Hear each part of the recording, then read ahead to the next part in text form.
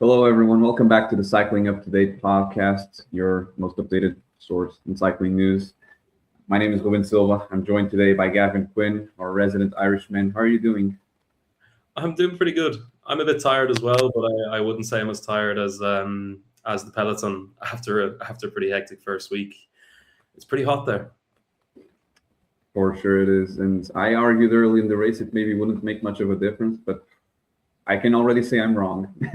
The heat it's tearing over the peloton. There's a few riders that are really, really suffering, and every day just feels like a battle. Even the easy days on paper.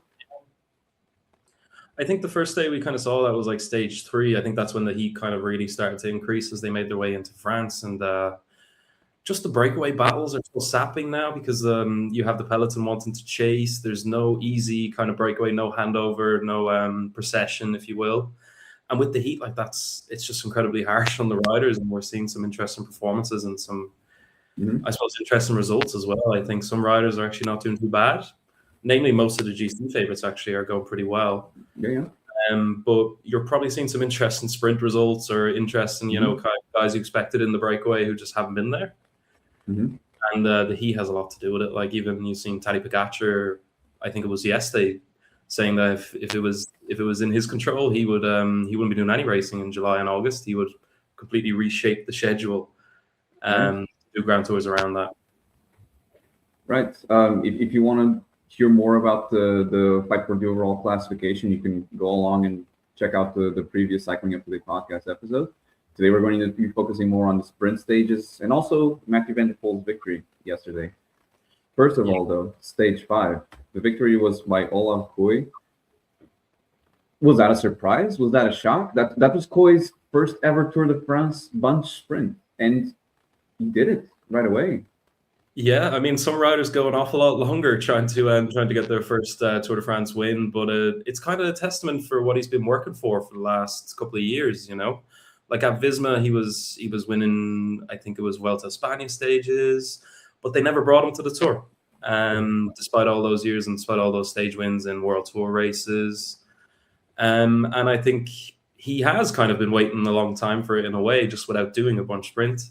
I wasn't too surprised. I was definitely surprised to see maybe Tim Merlier and Jasper Philipsen a little bit off the pace in that sprint. But yeah, overall, I was pretty kind of unshocked by that result. But I was quite happy for Olav Koy.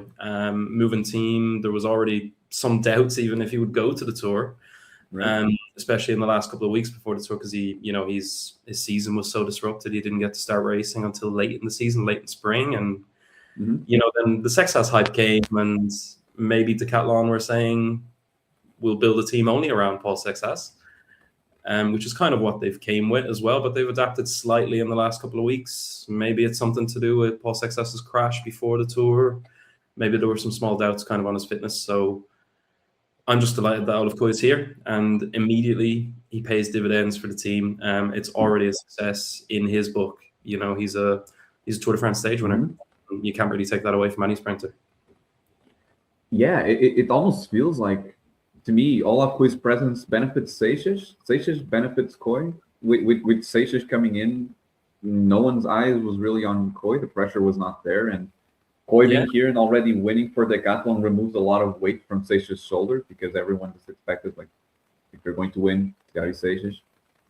Exactly, and I think Decathlon were saying that immediately after the stage. They were just delighted, like it gives Paul a bit of momentum heading into that big Tourmalet stage on stage 6. And I know we've already got into it in the podcast before, like he was remarkable. So there's a few other opportunities for Koy as well. We'll see. Obviously, in stage 7 and 8, it didn't quite work out, but there's still 1 or 2 opportunities coming, and I definitely wouldn't write them off. But looking at the results here, like Max Canter's second place in the first sprint, he was kind of my dark horse going into the race. I thought with Mike Teunissen as the lead out man, and he's very consistent. I think he picked up his first World Tour victory this year, but he's very consistent in bunch sprints. Like always top 5, always top 7, and I had him down as someone actually, ironically, for the green jersey. Just by aggregate in a way. And he's slipped off a little bit now in the last couple of stages, but that first stage showed straight away that he does have the legs, and in a final week sprint, like you never know, you might see someone like Max Canter actually on the top as well. Same with Hubert's filling that void with Lotto after Arnaud Delis left. Mm-hmm. Yeah, I was particularly surprised by first of all by Koi in this bunch sprint, because man, and you can see it with your own eyes. This wasn't a victory of, he managed to get in there. This was 1, 2, 3 bike wheels of length. This was a true sprint win, and he didn't really have the lead out. It was all in the legs, and yeah, Philipsen was there, Merlier was there, Girmay was there. They were all there. No one was missing, but the speed was just so high in this finale because of Astana as well, that the men that were in front stayed there. Everyone coming from behind already didn't have the legs, and you can fast forward and see how Tim Merlier is sprinting. You look back now on this sprint in Poel and you realize just how impressive that was, because it almost felt like a Tim Merlier sprint. Really. Do you think that like maybe someone like Tim Merlier was just a little bit sleepy, I guess, in this first sprint? Like, it's stage 5 of the tour. You're normally not waiting that long for a sprint as well. Like it was a long time for, I think I've seen Jasper Philipsen talking about how he struggled through the first couple of days and then was waiting for that sprint. And there's a lot of teams came to this tour basically based around sprinters. We have at least 3-4 teams almost solely dedicated to it, and it's such a long time for them to wait to go through a team time trial and then a couple of punchy stages that didn't even have breakaways, were GC battles. And I think like that first sprint always shows up a bit strange. Like Tim Merlier, we've seen already now, I guess, like he set it straight a little bit now in like the last 2 days, but I think it was a case of him being caught cold. Definitely Merlier, but even Binny has also had better results now since that first sprint, and I think we see kind of a leveling of the field in the later sprint stages, and kind of setting the tone for what we might see as well this week coming. Yeah. As it turns out, the stage 5 sprint ended up being the wild card sprint, because this was the only one that wasn't seemingly dominated by an ominous figure that we're still going to be laying our eyes on. But here, in my particular opinion, I loved seeing Astana's work. In the intermediate sprint, they did it, and then in the final sprint, they did it again. They were the best lead out, and it wasn't even close. And you can see at the bottom of the top 20, Mike Tennyson in there, Aaron Gate in there, and you're missing Davide Ballerini, who was also a tremendous lead out rider, a stage winner at the Giro d'Italia, no less, this year. Astana's really done good work, and I wasn't expecting Max Kanter to be in contention to stage wins or the green jersey. They're doing great work in there, really. And Uvart's present there, in 4th place is also really surprising, just in personal note, because I did not know this man could sprint, and it feels like he's been in the top 10 in all of the bunch sprints so far. Another delightful surprise. Is Hubert's the Lotto Intermarché rider who had the kind of conflict with the commissaires this week? Ooh, I wouldn't be able to tell you. Actually, I just know that he's the quality time trialist. He's the Dutch national champion, and it might have escaped my eyes, but I've never seen him sprint before, and I didn't know that he had this talent in him. Yeah, absolutely. Fast forward to stage 6 the next day, stage 7, 2 days afterwards, and the ominous figure shows up, Tim Merlier. Yeah. This man, he just came sprinting like a bullet. Each time he's stepped foot on a sprint since stage 7, he's been on fire. This stage finished in Bordeaux. It was another day seriously marked by the heat, and here he beat Søren Warenskjold and Biniam Girmay to stage win that, well, we saw Alpecin Premier Tech come to the front, Mathieu van der Poel deliver Jasper Philipsen to the front, Fernando Gaviria in Philipsen's wheel, which was for a few seconds in there. I was really looking and seeing, are we gonna see Gaviria roll back the years? It turned out to be Merlier with a sprint from behind, and it wasn't really put into question, was it? No, and in truth, when you have a bunch sprint with Tim Merlier over the past at least 18 months, 2-3 years almost, it's been this eventuality. If you look at the face on the riders here, everybody is on their absolute limit, and it seems like Tim has a couple of extra pedal strokes in him before he would throw a bike, even if he was pushed to the line. And it's no poor quality sprint field he's facing against, in that he's really putting on the back foot. Like, it's we have some of the best sprinters in the world here, maybe a couple missing. Like, it'd be nice to see Jonathan Milan or someone of that like on the line, maybe Paul Magnier in the future. I don't know how that fits with a rampant Tim Merlier as well in Soudal, but it would be interesting to see. And the top 10, is marked by some like veterans in like someone like Gaviria. Like I've seen Gaviria this week talking about bunch sprints, and he's a long time doing bunch sprints and Grand Tours and World Tour, and even he's talking about the intensity of them this year. Like I think on stage 8 he was basically complaining about the final corner and how riders just weren't breaking, and like the fight for position, like the fight to get as close to an Astana sprint train, who are always kind of there. Like Soudal, Tim Merlier is very good at surfing wheels. He doesn't have the full lead out maybe that you would expect compared to Alpecin Premier Tech, which we'll also get to with Jasper Philipsen. But yeah, Gaviria it's great to see him up there, but he's also having a tough time with the intensity and with the kind of competition, because, for example, like Søren Varensgold, second place. Kind of nowhere to be seen in the stage 5 sprint, but yeah, here he is in second place, and absolutely flying into that sprint. Like, if Tim Merlier isn't there, we're saying X have a stage win. Yeah, a stage win and already a day at the yellow jersey. It would already be the race done for them. And then we see Binny is again consistent, but just missing that final kick. I guess missing missing the burst that Merlier has over everybody. I also want to talk about, I've seen a lot of kind of commentary on between the sprint teams in terms of how stages are controlled. You look at the peloton for 150 kilometers to go all the way until 20 when the sprint trains really kind of form. Like who is putting in the hard work to keep a breakaway on check? And you see every time Alpecin, Soudal, and you will see NSN also come up and lend a hand, and it's a kind of big indication of what the intentions are and what you're going to see from their sprinters at the end.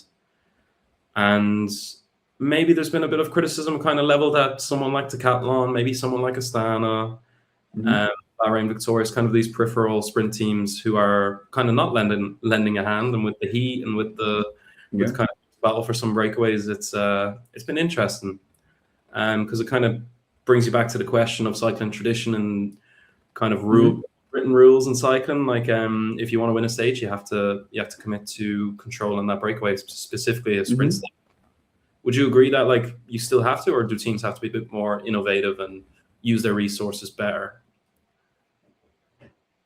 I think that they don't have to, but this is me talking from the sidelines, because I know that in the peloton there are going to be riders that are going to be, and some of them rightfully, they're going to be quite angry that they don't get the support that they feel like they deserve.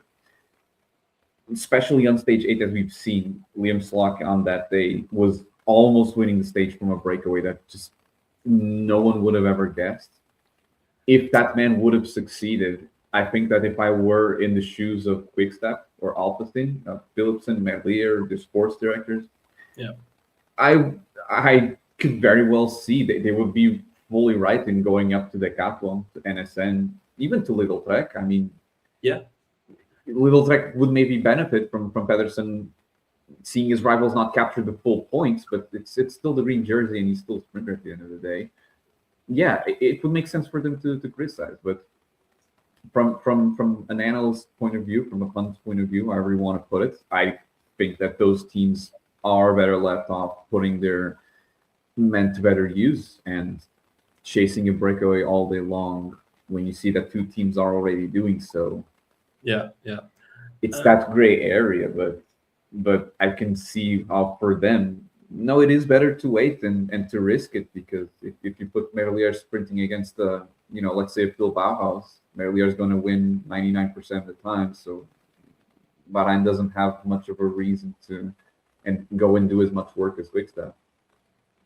Yeah, no, I totally agree as well. I think you always have to look at it. If I'm a sports director in a car and I'm in Little Trek car, I'd say, it's not my problem. Mads Pedersen isn't interested in beating Tim Merlier in a sprint, but he can stand to gain, I guess, if you do bring in that breakaway. And some teams roll the dice a little bit where it can break down, and you do see like a Liam Slock maybe holding on. We've seen it so many times in races big and small where that kind of unexpected breakaway holds on. It probably would have been Scott's second most famous win, given his theatrical finish in Switzerland in June. For anyone who hasn't seen, he he crashed over the finish line as he beat Richard Carapaz and Vlasov. Yeah. Impressive win. Like I think it's his first professional victory, and very memorable when you crash over the line while celebrating. But yeah, all jokes aside, he came pretty close. And fair play to him. If you're a breakaway rider in these sprint stages, they are kind of thankless. Like look at Baptiste Weisstroffer, for example. He's spent one whole day completely alone at the front of the race, and gets a lot of attention, I'm sure, but nothing to show for it at the end of the day. Well, except for a combative award prize, and maybe at the end of the tour, the super combative. So I have funnily that you mentioned that, because this morning I happened to go across Twitter, and there's at the Tour de France, you're always going to have some very sharp opinions, some very big opinions, and a lot of them I disagree with, and I think that during the tour it becomes a wildfire sometimes. Today I saw the comparison between Baptiste Weisstroffer and Johan Alfredo. I believe he was a rider from FDG back in the 2000s, early 2010s, and the tweet had a lot of traction, and the argument behind it was that I hope that Weisstroffer ends up winning races so that he doesn't turn out to have a career like Alfredo, which is just based on pointless breakaways and no victories. And I disagree with that. I mean, Weisstroffer does have pro wins already. I think it was at the Tour of Oman that he won a stage doing exactly this. He is this year's breakaway man, and I don't think there's much of an argument for that. When you think of breakaway rider in 2026, you see Weisstroffer in the start list, he's going to do it. You just know. And there's something to take from that, because his race didn't start off like this. Like if you look at the first couple of stages, his priority wasn't let's get in a breakaway and get some TV time for sponsors, or even keep sharp. Maybe there's an opportunity coming. He was minding Arnaud Delis through the first hilly stages and really struggling with him. Getting him over the time limit on 2 occasions, or maybe 1 occasion after the team time trial, and then I think Weisstroffer himself put out some very honest quotes about how heartbreaking it was to leave Arnaud Delis behind when he knew he wasn't going to make the time cut. So if he stayed with Arnaud, he wouldn't make the time cut. So had some kind of tough decisions to make. So it's, in a way, it's probably been quite an eventful tour for him to go from one mindset at the back of the race with the broom behind you all the way until your helicopter over you, your bike's actually filming you. So there's definitely plenty for him to gain, and I wouldn't be surprised to see him on stage 11, stage 12 up the front. Why not? Yeah, and it's just that sort of comment is short-sighted, because for a rider like Weisstroffer, if you're having an Evan, Poel, or Pogacar, sure, if you just go on a breakaway on a flat day, that isn't really going to mean much to your career. That's the 1%. Most riders struggle to get stage wins. They struggle to get that big TV time, those results. Spending a day, spending 3-4 hours by yourself leading the Tour de France when you're a French rider, I mean, just make the math. Yeah, that does mean something. And for some reason, he didn't just stop. But Weisstroffer, he's one of the MVPs of the first week. That there's no doubt about that, because the work he's done for Delis, as he said, the breakaways, the excitement that he's been helping the race have in these days that are sometimes more monotonous. It makes him a fan favorite as well, and it's with reason. And if he ends up, obviously still early to claim that, but if he ends up in the podium in Paris with the Super Combative Award, there's no one that can tell him, that can go up to him and say that doesn't mean anything. That does, yes. And Lotto Intermarché need it, because, well, Uvaerts is surprising in the sprints, but Leonard Van Etten may win a stage somewhere. Liam Slock has also been training himself quite well. It's a good time for Lotto, ironically, after some disappointment in those first couple of stages. It's actually, they've, as a team, they've pretty much maximized their resources and probably will continue do so. Like you said, like we might see Van Eltveldt in a future breakaway. So yeah. Mm-hmm. Yeah, and it's a very stark contrast with some other teams that I do have to criticize, honestly, because you look at the team like Total Energy. Total Energy did do it on stage 8. We're looking at its results also. But there have been sprint stages with Total Energy, Tudor, Groupama, Picnic, PostNL. Why are these teams not in the breakaway? Because they have options for the sprint, some of them, but they're not. You look at Total Energy, you have Anthony Turgi. He's a great rider, but he's not going to win it for the front sprint. And Tudor, Arvid Decline has left the race. Picnic, they have Pavel Wittner, but the team is it's fully focused on the flat days almost. And Groupama, you have Clement Rousseau, again, 8th on stage 8, which is a positive result, actually, but it's not a rider that you expect to see win. These teams are not rolling the dice. They're not trying to capture this elusive stage win on days where you expect, which is, it's what they have to do. They have a team of 8 riders. And just look at the Giro d'Italia, where you had several sprint stages being won by breakaways, where you had the stage in Milano, one of the biggest stages of the race for the sprinters. And you had a breakaway of 4 riders take the win, with Frederick Vernes at the time doing it. And I believe it was Polti and Bardiani riders around him. I think that there's a lesson to be taken here, that some teams are just, they're not taking the lesson. They're not reading through the lines. They're not thinking, of course, this is my opinion. Like, I may be wrong. And I know that executing this is harder than saying, of course. But when you see the start of some of these stages, you realize that these are sprint stages, and you're not having a massive breakaway battle to be in front. Put 2-3 riders in there. One goes first. If it doesn't succeed, the other goes. This is how it works. Put the rider in the breakaway. Probably it won't work, but if it works, if you have a Total Energy and you happen to win a stage from a breakaway like that, it makes the whole race. It's a huge difference, I think. And do you agree that there's passiveness in this tour, even though there's a lot more breakaway and more intense breakaway battles than I expected, which I particularly love. You still see this lack of ambition from some teams in those days where you can really surprise. Well, you can't win a stage if you don't try. So yeah, you do see an intense breakaway battle, but that tends to be on the stages that are hilly, that have some kind of punch, some kind of mountain. On the flat sprint stages we've seen this in this tour, there's been very little breakaway battle. You know, we've seen Weisstroffer and maybe some friends set up camp at the front of the race. And if I'm Total Energies, if I'm even a team based around Pavel Wittner, there's no harm to have one rider up the front of the race, particularly when there's no battle and you don't have to, spend bullets to get in it.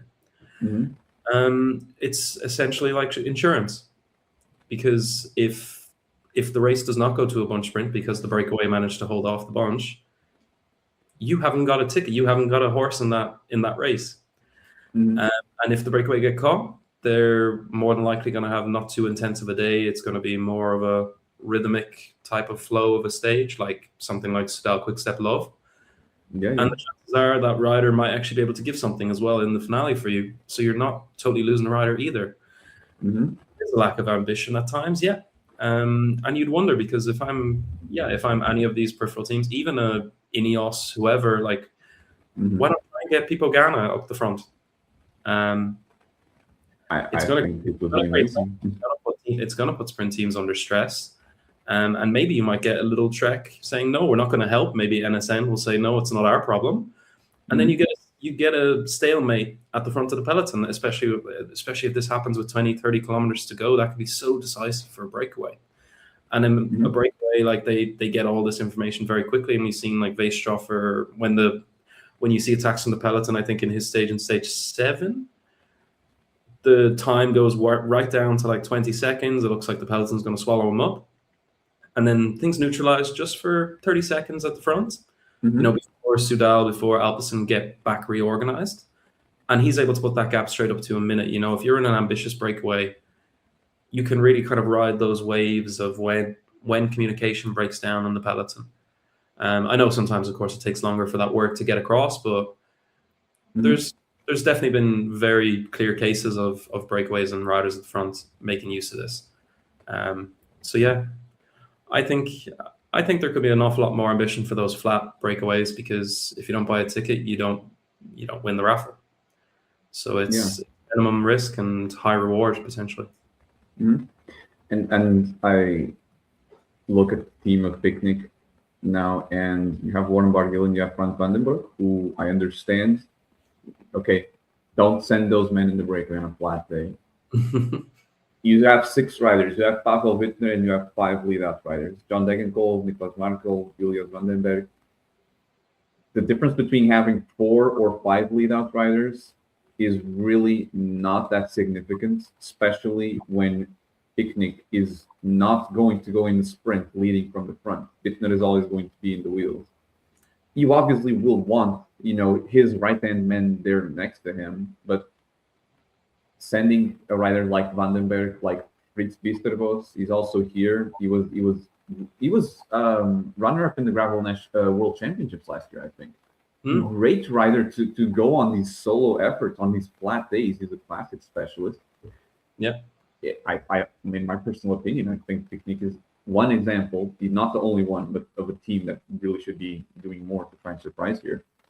And whilst I'm not positive that it will happen, I've said it at the beginning of the tour, a breakaway on a flat day with just Filippo Ganna and Joshua Tarling would be, it would shut me up with all of the Ineos criticism I could potentially gather. I would love to see that on the second week. It's possible. It's possible. Yeah, I mean, we saw some good Ineos ambition yesterday, for example, on stage 9. So it's not beyond the realms of possibility, but I also still see Ineos as flawed in their keeping someone like Egan Bernal so high up in GC and not potentially using this weapon for breakaways in the future, because where he lies now, 10th place, he's probably not going to be allowed to go into some breakaways. Stage 8, however, the victory of Team Merlier, maybe one of the best, maybe the best sprint of the year. Man, it's hard to compare it with any other. It is a sprint where he came from 10th or 11th position, closed a small gap. Mathieu van der Poel in the front, drilling it for Jasper Philipsen, and Merlier launches the sprint, just goes straight like a bullet. The picture doesn't show it. It actually feels like it was close with his rivals, but that was a sprint for the ages. Yeah, absolute sprint for the ages, really. Like, especially I think went viral on social media was the overhead shot is where you really see effort put in. He had to come around, first of all, some riders who were kind of in his way, maybe past lead-out riders, kind of peeling off. But the gap he closes while Mathieu van der Poel is driving the front to give the best possible lead-out for Philipsen and into the wind the entire time, he's exposed. To go that far, close that gap with the caliber of lead-out and sprint that was coming is just, some people have said it's probably the best win of his career, or the most impressive, at least, in terms of everything from reading the race skill to power and pure watts. And if I'm Tim Merlier, I would be putting that kind of medal pretty high on the shelf of million stage wins. I would say that. I do not have all of his victories memorized, obviously, but and he's had a lot of impressive victories. This sprint, in this context, in this race, Merlier has he's done it. And with 2 stage wins, you'd expect him to win again, but he's also a rider. He, in for Quickstep, the races, they can do the second half of the race without pressure at this point, really. Yeah, because with Quickstep, their expectation is to win at least one stage, especially a sprint when it comes to Tour de France. Get it done, over and done with in the first week, twice. Straight away, the monkey off their back. I think we saw Tom Steele's, for example, on the kind of tour radio, when you see on the broadcast is saying pressure's off, guys, but let's roll it again. It just instills this confidence inside a team. If you're Dylan Van Baarle or, one of these guys who have to work from a little bit further and put in a big shift in that final hour or two of the race, you have no problem doing that, because that Tim Merlier, if you set him up right, is going to deliver. And he did, against the odds, maybe find himself in in a little worse of a position than he would have wanted as a sprinter, Mm-hmm. and emphatically doing it. But it brings up a bigger kind of question as well, which is the eternal question of him and Jasper Philipsen. It's understood now, in my opinion, at least in terms of their current form, in terms of where they are in their careers, is that Merlier is a level above right now. As a sprinter, yes. Yeah, as a sprinter. And it's interesting because Jasper Philipsen won the Belgian Tour before coming to the Tour, and I felt like his form was going to be there. It doesn't seem to be the case, and I do feel like Philipsen is a bit of the case of the heat. I think he complained about that. I think that he's probably struggling to recover in some of the stages. He's not sharp, and it's a shame because Alpecin have done a great job. Stage 7 and 8. Both of them, repeated scenario with Mathieu van der Poel in the front leading Philipsen in. They did their homework. They had their men in front when they needed to. It's just Philipsen lacked that kick. But as a sprinter, yeah, Merlier is stronger. Philipsen has the classics expertise and some more climbing ability. But as a sprinter, I think the matter is a bit sealed at this moment. Definitely as a pure sprinter, yeah. Like if you're a team manager, you know that Jasper brings an awful lot more as well in terms of classics and climbing to it. But yeah, maybe that sprint is a little blunted with all his classic exploits every spring. I guess it might add up when it comes to summer. But the big one is like Alpecin. We'll get to that in stage 9. But the pressure is building on Alpecin. If you're Philip sorry, forgive me, I don't remember his surname, but yes, like your bread and butter is sprint stages. If you're Alpecin, you know, every tour since 2021, they've won multiple sprint stages.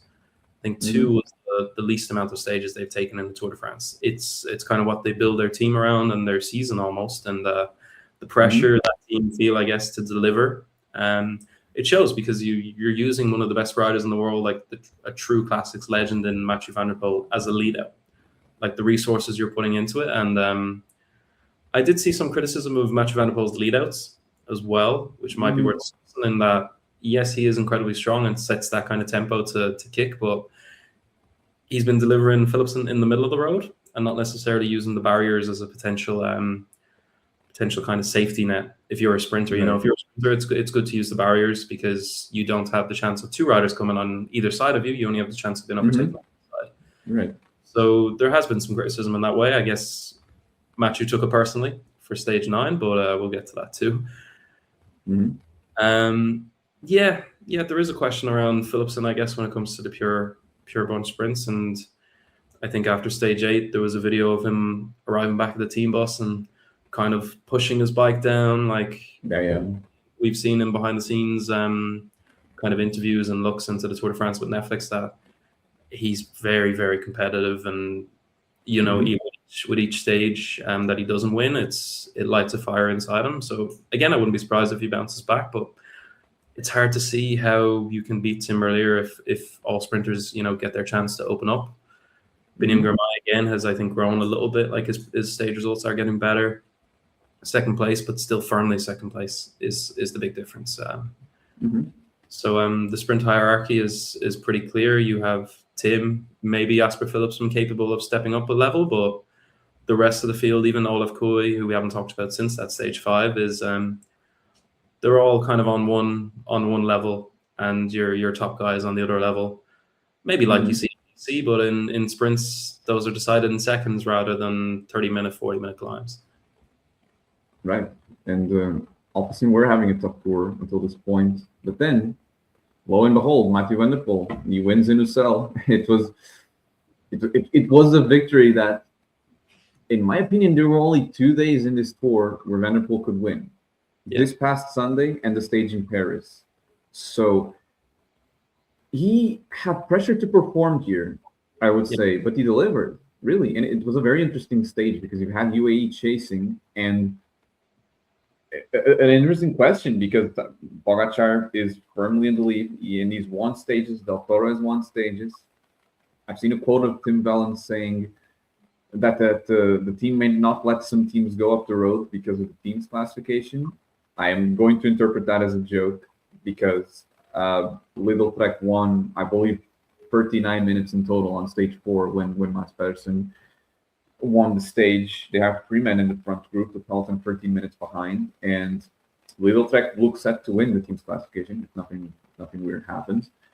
UAE spent bullets on a day that maybe they didn't need to, but it was still not worth it. It was bullets spent with no result achieved, and it wouldn't happen because the sprint decided the outcome behind. But out front, Matthew van der Poel, Tobias Aronson, Tom Pidcock, and Alex Bodan, an elite group, and just elite out of the elite, because you saw the men that were chasing, that the last ones to get dropped, Quinn Simmons, Leonard Van Ettel, top riders.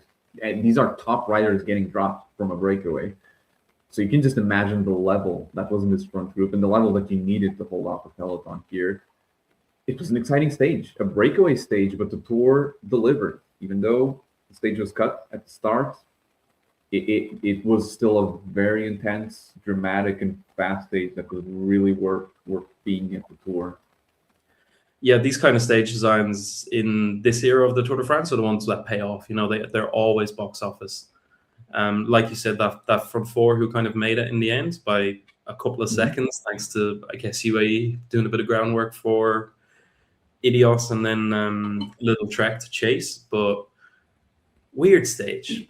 You know, if I'm Mathieu van der Poel and I'm Tobias Johannesson and Tom Pidcock, I'm getting pretty pissed off with UAE behind, right? Mm-hmm. Yeah. Because why? Like, if I'm Mathieu van der Poel, I'm saying, why are you chasing me? This is not a classics race. This is not Tour Flanders or something that they're used to chasing them for, maybe. But UAE have not much to gain in this kind of scenario, I guess, catching the peloton, especially with like 30 riders in that peloton. Like, Tadej Pogacar is not going to win that stage if it comes down to a sprint, or he doesn't have enough terrain to really get that breakaway or get out of the peloton. No matter how good people say Pogacar is, I don't think he could have done it on Sunday. Maybe better suited for Isaac Del Toro, but it's a very slim margin to really invest that kind of energy into 9 days into a scorching Grand Tour. Like Tim Wellens, why not keep him for next week? Or why not attack with him? Or even just question the strategy, because we saw, like, for vast majority, like, they were keeping it at 50 seconds, 1 minute, 50 seconds, kind of in and around that. I saw a theory, which I kind of understand, but I wouldn't understand why UAE would do it, which is that they were basically controlling the gap at this point so that team cars can't get into the gap, because race commissaires will not allow it because the groups are too close together. So in turn, the riders are only getting neutral service, which means maybe just water, bidons, not the food they want. They can only get roadside feeding, which is a big deal, I guess. If you're on a breakaway, one of the main things that helps is having a team car behind. But if the gap isn't high enough, the race commissaires won't let your team car in. So I've seen suggested by Matt Stevens and John Old, basically, is that maybe some of the teams were trying to do this in order to almost cook the breakaway. You know, leave them out there without the optimal feeding, we'll say. We know riders are getting enough water and getting enough food, but not the optimal way, you know, not your sports director handing you bottles kind of way. But why would UAE do that? I don't know. Is there some kind of coalition? Like, I understand why Little Trek would want that to happen, because they do have chances to win in a bunch sprinter, because Mads Pedersen is back in that group, and he wants 3 jersey points, which he did. I think he finished the stage like maybe 6th, 7th place. Exactly.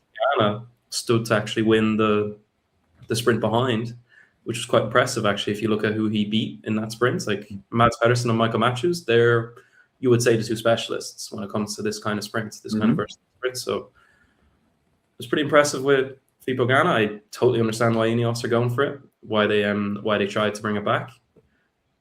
Just the UAE element, I suppose, is the part that's puzzled a lot of people.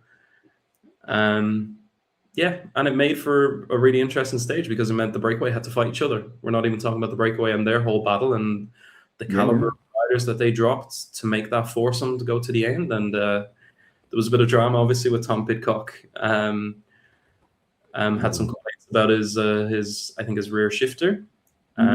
Shift for him, and then when it came to the sprint, the bike, he basically couldn't get into the gear he wanted in order to wind up that sprint. Alex Bodan, we understand, of course, will not really be the strongest in contesting a kind of 3-4 up sprint to the line. I was pretty impressed with Tobias Johannesson. I kind of raised an eyebrow when I saw him drop on stage 6 on the Tourmalet. I thought he would be the riders, judging by his June, his Dauphiné, that he would actually stand to go quite well in that kind of stage and almost hold with the GC guys. But it's classic Johannesson. He's very good at backdooring into breakaways and getting some good time on GC. Yeah.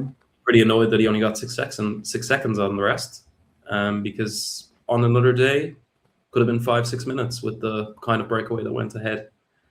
So I'd be quite frustrated. But Mathieu van der Poel,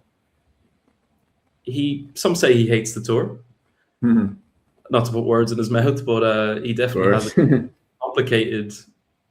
a complicated relationship with the Tour. You know, like it doesn't always offer him what he wants, and he doesn't like riding for what he doesn't want. You know, he doesn't want to be riding 21 stages, of which 19 of them aren't for him. And when he finally gets one that is for him, he goes full out. He would either finish first today or last as the last rider on the road. He just goes all in, and he reminds us, I guess, like why he's one of the best in the world. And yeah, chapeau. I thought he had a bit of a mixed classic season. By all accounts, it's successful, but not by his measure of success, which is no monuments. So a Tour de France stage is a pretty good consolation, I think, in his eyes. And he'll be pretty happy to now try to get to, I'd say, Paris is his next big kind of mission, and try and get Jasper Philipsen a win along the way too. Maybe they'll be extra buoyed to work on that lead up. Yeah, it feels like Van der Poel's race is succeeded. He needed a stage win, and he's got it. I also want to point out regarding the quality of the breakaway that you have Van der Poel, Cobble Classic specialist. You have Tom Pidcock, Healy Classic specialist. You have Alex Bodan and Tobias Johansson, both of them great climbers. Bodan not part of the GC. Tobias Johansson fully in the GC fight. He's fighting for the top 10.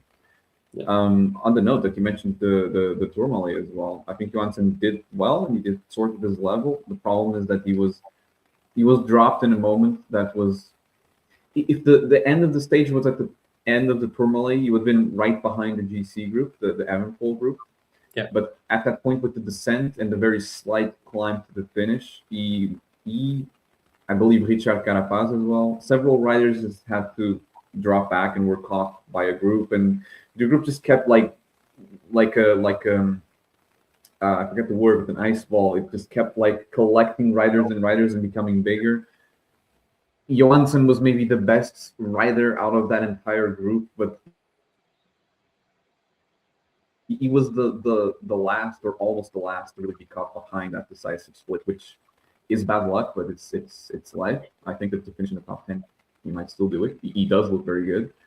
And I think that next week we are going to see some exciting stages. The GC is absolutely going to change. We have a stage finishing in Lille-Lorraine in Tuesday. It's going to be Bastille Day. We're going to see the French doing a lot of attacking for sure. It's a stage that mimics the stage in 2024 where Tadej Pogačar attacked early on. Jonas Vingegaard caught him, and then they sprinted to the line, and Vingegaard won the sprint against Pogačar. Either stage 10 or 11 of that tour. It was, I believe, the last time that Vingegaard actually defeated Pogačar, and the last time we saw a human Pogačar at the tour, really. So we're going to see, there's going to be memories of that stage rolling in tomorrow, this Tuesday. I think it's going to be an interesting stage. Full-on GC day. The climbs are not really long. They're steep, and there's a lot of them. They are difficult climbs. You might see a breakaway succeed, but it's going to be an interesting day nonetheless. Stages 11 and 12, are going to be for the sprinters. They're going to finish in Neve and in Chalon-sur-Saône. Stage 13, Dole to Belfort. The riders are going to head into the Vosges, and they're going to have a 10-kilometer climb before the finish.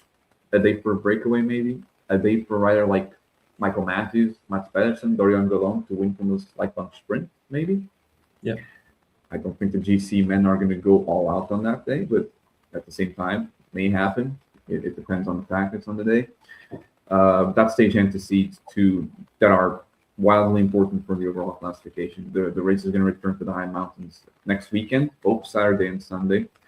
Saturday stage finishes in Le Marstein. It's 155 kilometers, but the riders are going to tackle the very inconsistent and steep Col d'Or, very close to the finish. It's going to be an important day. And stage 15, they're going to finish on the Plateau de Solazan, which is a climb that they also tackled in the Tour of Auvergne. It was the final climb of the race. Really, it was where the race finished. And I believe 11 kilometers at 9%. That's brutal. Those are going to be two brutal. The Saturday stage is not the literal summit finish, but the finish is right there after the climb. It's going to be two very difficult stages and high mountain stages as well. We're going to see the GC fight coming back up. And we're going to get the answer as to whether Vingegaard actually stands realistic chance of bringing that gap back, or if it's virtual game over for Pogačar. Yeah, I think if I'm Pogačar, I'm going to be also looking at stage 10 straight away as an opportunity to at least consolidate or expand my gap just a little bit with the next couple of days in mind. Like if you look at last year, I guess you've seen Tadej Pogačar have a little bit of a flat final week. So if I'm Tadej Pogačar now and I'm worried about potentially maybe fatigue, maybe stress catching up, he's wearing the yellow jersey already. He's wore for several days. That's an hour and a half every day after the stage of media, doping kind of obligations. It does add up over time, and of course he's used to it, but it did add up last year slightly, and we did see a flatter. So if I'm looking at that second week, the way you described, I'm straight after stage 10. Medium mountains, so many opportunities, steep climbs, multiple of them. That's the kind of terrain where Pogačar makes the huge gaps, where he gets, like we've seen in Tourmalet, gets 30 seconds over the top, maybe a shallow climb out towards a descent. That's where that gap expands. So he can. I think Pogačar would see that as an opportunity to go all out. But there's about 10, 20, 30 riders who will also fancy the breakaway. Like you said, French rider, Bastille Day, Lenny Martinez. It's got to be. Actually been very impressive this tour. He's still hanging on in the GC fight, and maybe if there's a good GC fight, everybody together heading towards the end, I'd love to see Lenny give it a go. He deserves a Tour de France stage. He's kind of been overtaken in the hype machine for GC and French hopes by Paul Six-Aspel.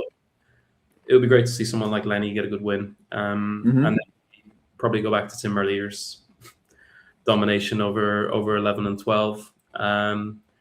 Mads Pedersen, Michael Matthews, stage 13 too. Those climbs at the end make it a pretty intriguing prospect. I'd like to be in a breakaway that kind of day, because you never know what kind of rider can win. It opens it up for so many different types of riders. And then pure mountains, same reason as stage 10. I think Tadej Pogačar tries to make a mark, particularly on stage 14, because it's a little bit harder of a day than the finish on Plateau de Solazan.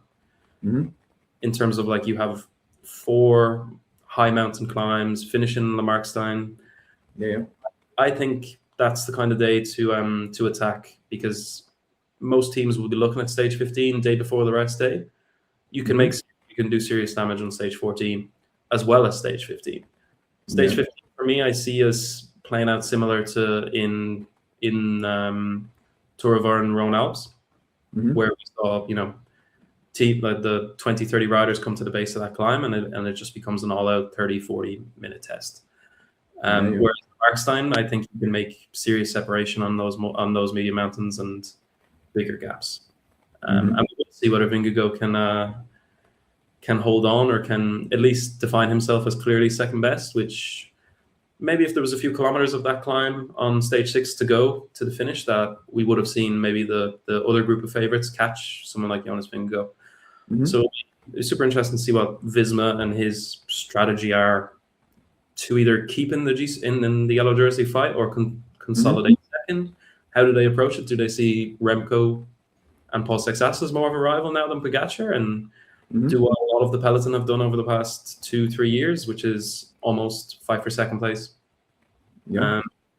It's exciting. I've seen a lot of people criticize the tour as maybe already being decided, and I really don't think so.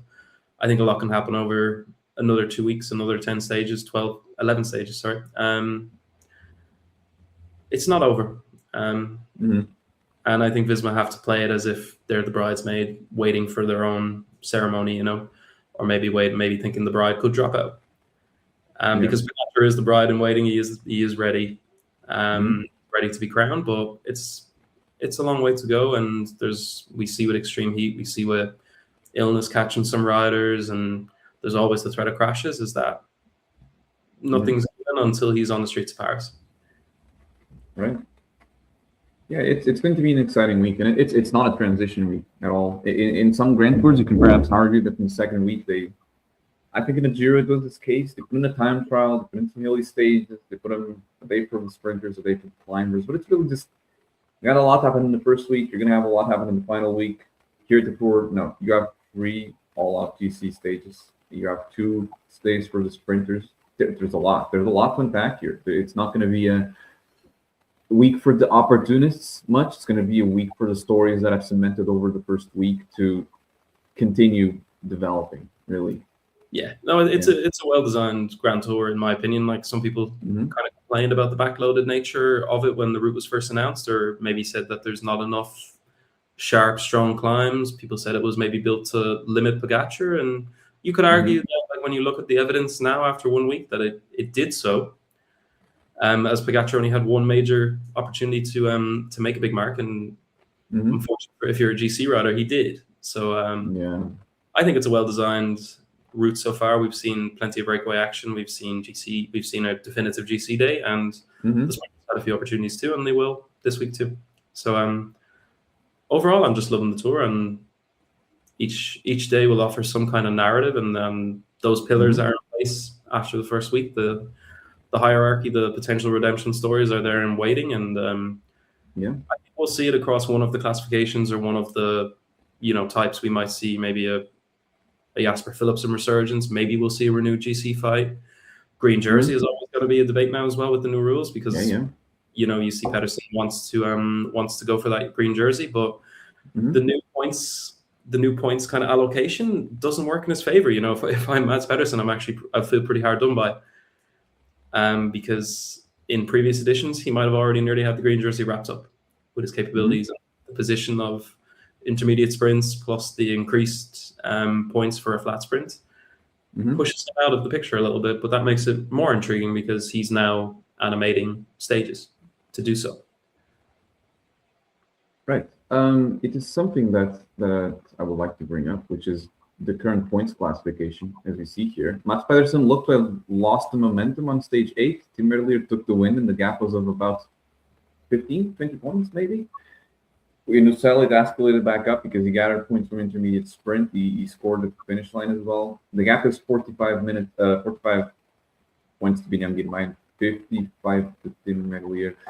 But we're going to have 2 flat stages with 70 points at the line. If you were to make a shot right now, who wins the points classification? Out of these 5 riders that we can realistically say are in contention, who's it going to be? My heart says Mads Pedersen, but my head says the sprinter. So my head says more than likely Tim Merlier, or if Biniam Girmay gets a stage win, then it also puts him in pole position.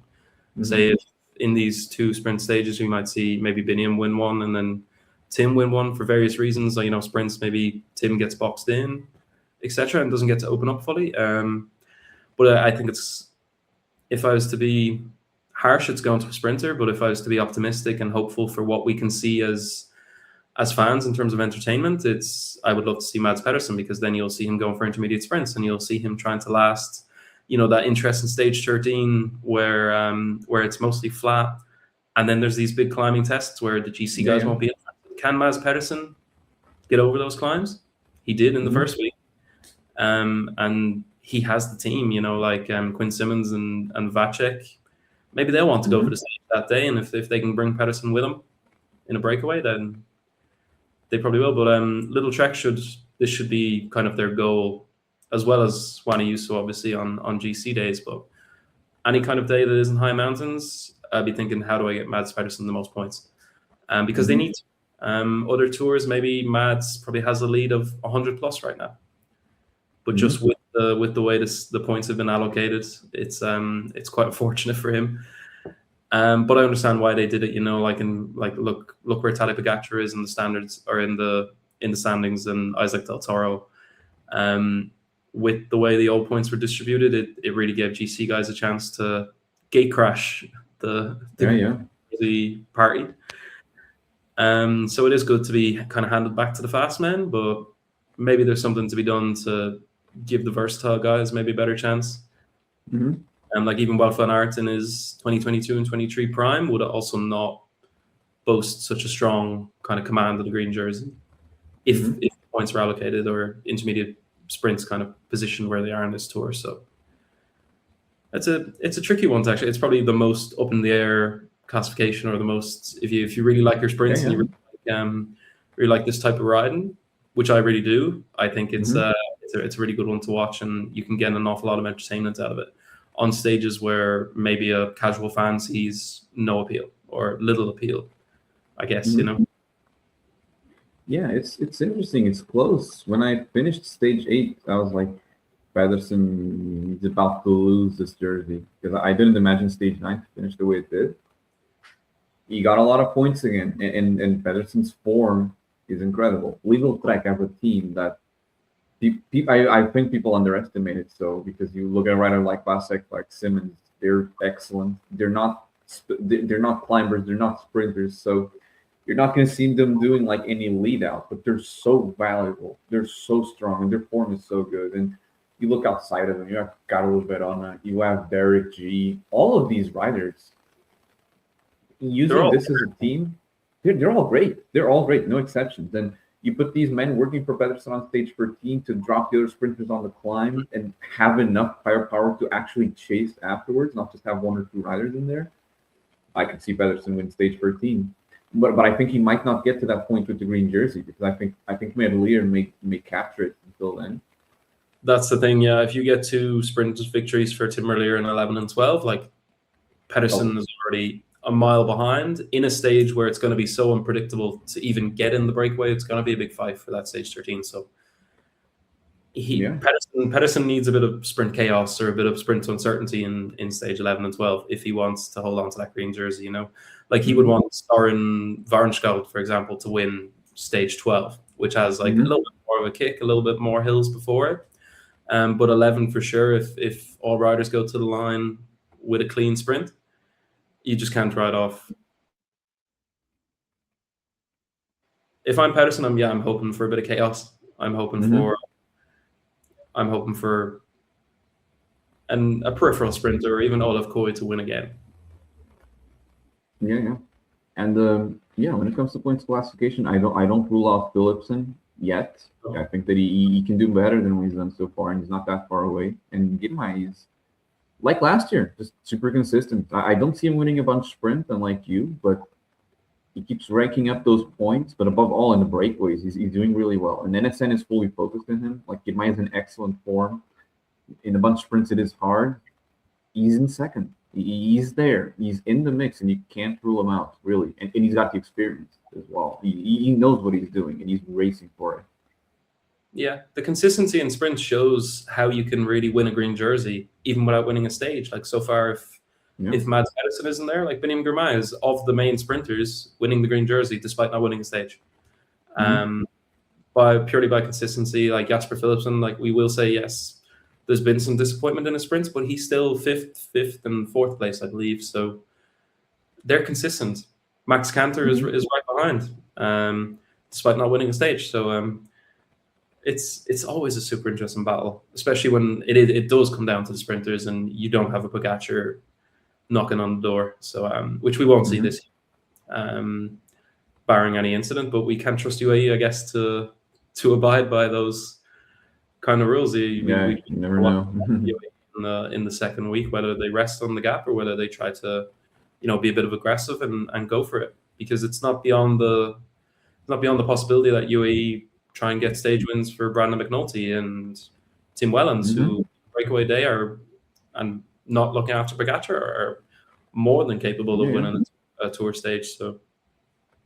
Absolutely. That's about it. But I would like to ask you briefly to comment on Jonas Vingegaard's quotes from this morning. I believe interview with TV2 from Denmark, I think, and he's these have some pretty interesting things to say. Would you agree?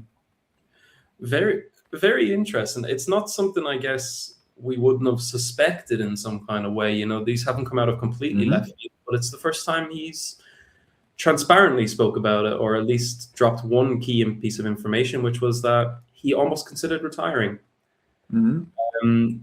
Basically, over winter, he wasn't too happy with his schedule or the way the 2025 season went. Of course, he had some incredible success by any rider's standards in winning of Vuelta a España, but I think he went into the winter a little bit unhappy, and basically in his comments he said that the team noticed this, and he sat down with management of the team to say, if this is the way we're going to continue going with my schedule, with the way I prepare for races, I don't think I can do this. And what he wanted was maybe greater autonomy in how he picks his schedule, how he goes about his whole season. Some of that you could say, maybe he's like, we know Jonas is a big family man, and he does like to spend some time with his family when possible. Likes to avoid maybe long stints at altitude or specific long race blocks. And we have seen a different season from him this year, which shows that kind of backs what he's just said today, in that he sat down and he agreed with the team that we need to do something different. And the Jonas Vingegaard's 2026 has seen an awful lot of difference, which is, we've seen him with a new coach. We've seen him go to the Giro d'Italia for the first time and pretty successfully do so. And 5 stage wins and a GC win to set up a tour. We've never seen him do the Giro before a tour. We've seen him obviously do a tour and then a Vuelta, but that's a different kind of prospect to doing a Giro Tour double. And it's definitely paid dividends. There's nothing you can do about the level of Pogacar or the level of your rivals, but I think we've seen probably the best Jonas Vingegaard we've seen since 2023. Maybe the level of 2024 might have been a bit higher. But that Tour de France is a revelation in itself, I guess, when it comes to climbing numbers and watts. I think it's the best, most kind of reinvigorated Jonas Vingegaard we've seen, and he did say that in his comments too, that he feels happier. And that it is a forward step, but he also said he wants to take more forward steps. So it's interesting for his future, It's no secret that he's not dedicated to, prolonging his career as much as possible. I think we all know that Vingegaard won't be around maybe at the highest level in 5 years. He's not going to race until his late 30s. So to see that, like, I guess this thing that happened over winter and the change in schedule and autonomy and control of schedule has kind of paid off for him. It's really interesting news. It's a good one to digest right before the rest day. Maybe he knew media needed something to talk about on the day off. He gave us something for sure. It's interesting. And it's interesting also because we don't know of this when it's happening, and it's incredible to read his words and think, who would have guessed that in October Vingegaard was almost retiring or almost leaving Visma, and we did not know about that. It's a good job from them, because these are matters that you should keep private, and you should, if this escaped the bubble, so to say, and you had the media commenting since October and November, if he's going to end his career, if he's going to leave Visma, the pressure would have been insane. And you would go into the training camps and nothing else would be a big topic. And also then with Simon Yates retiring, like, you would start to question Visma and their doings, and the team had the potential to start going really, really downhill here. So, could you imagine the complete chaos in Visma if both Simon Yates and Jonas Vingegaard retired in the same season? That would have been brutal. That would have raised questions. They would have been valid. People already raised questions over Simon Yates' sudden departure, and if they saw Vingegaard doing that, they saw both Yates and Vingegaard doing that at the same time. That would be crazy. And it's interesting because it also raises the question, like, when Simon Yates raised the same questions, but they weren't flexible with him. And whilst with Vingegaard it worked out, they changed for him because he's more important. Maybe with Yates, they weren't flexible. They didn't want to change, and Yates, then I am going to go. It actually feels similar in a way. Yeah, it seems like a lot of it was to do with control of schedule. Like what Jonas mentioned was that it should be an individual rider's schedule rather than a team schedule, or the focus at least should be on how do you get the best out of the rider individually rather than as a team. Of course, you're gonna look at it from your team perspective, and you're gonna bunch riders together maybe for camps, etc. But yeah, it does show, like, you would wonder as well, like, is there some kind of relation, or did this come up as a reason? Maybe Simon Yates first had the issue and decided to retire as a result, and maybe Vingegaard thought of it after and said maybe he knows he can definitely have an open conversation with the team, because he is their kind of pride and joy, or their jewel, as well as Wout van Aert. So he probably knew that he had the leverage to do so, to at least control his own destiny in that kind of way. And it's good for riders. I think Pogacar has similar arm wrestles with UAE in terms of what races and what his schedule can be. I'm sure he gets a lot of leeway, but it's still kind of an obligation for Tadej Pogacar to go to the Tour de France. And I'd imagine not every edition he's rode so far that he fully wanted to. If I was Tadej Pogacar, I would definitely enjoy the idea of summer off and then heading to a Worlds and a Vuelta ready to go. You can definitely match that up if you have the Tour de France off. So, but I think Vingegaard's comments were also kind of hinting at other riders and other teams, and just in general for rider welfare, that there should be maybe more emphasis on riders individually and what they can do. And they're not just a resource for the team.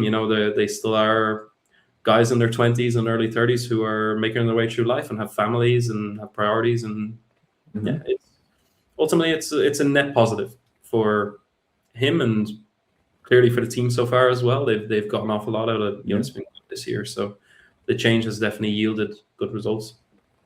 I would agree. Gavin, thank you so much for your company. This has been a pleasure. Thank you.